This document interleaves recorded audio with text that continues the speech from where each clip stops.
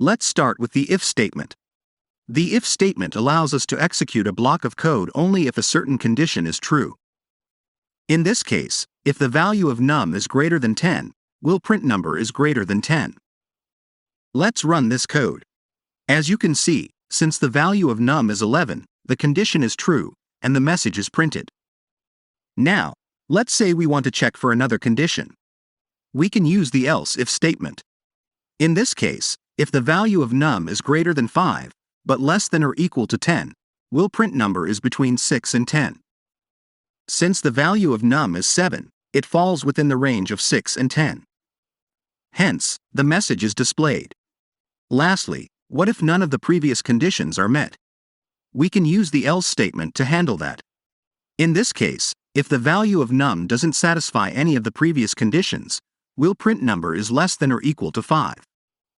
Since the value of num is 1, which is less than 5, the else block is executed, and the appropriate message is printed.